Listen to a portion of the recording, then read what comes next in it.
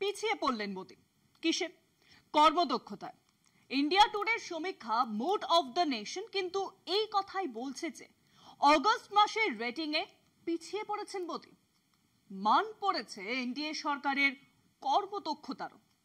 চাঞ্চল্য ছড়িয়েছে এই রিপোর্টে।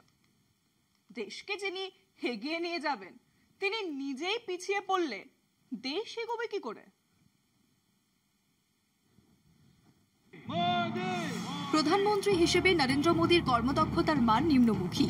2025-এর ফেব্রুয়ারিতে 62% মানুষ মোদীর কর্মদক্ষতার প্রশংসা করেছিলেন, কিন্তু মাত্র 6 মাস পর 2025-এর অগস্টের সমীক্ষায় সেই শতাংশ কমে হয়েছে 58%।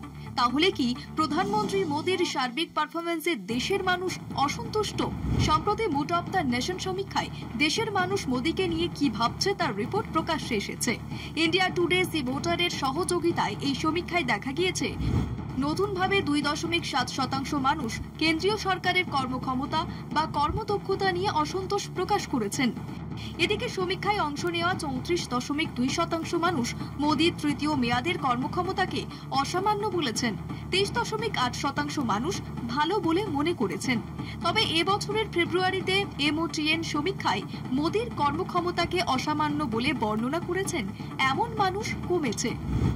ওদিকে 12.6% এবং 13.8% মানুষ বলেছেন যে মোদীর কর্মদক্ষতা যথাক্রমে খারাপ এবং খুব খারাপ।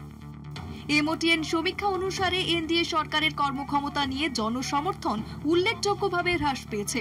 62.1% উত্তরদাতা 2025 সালের ফেব্রুয়ারিতে এনডিএ সরকারের কর্মক্ষমতাকে ভালো বলে জানালেও সর্বশেষ সমীক্ষায় এই সংখ্যা 52.4% নেমে এসেছে।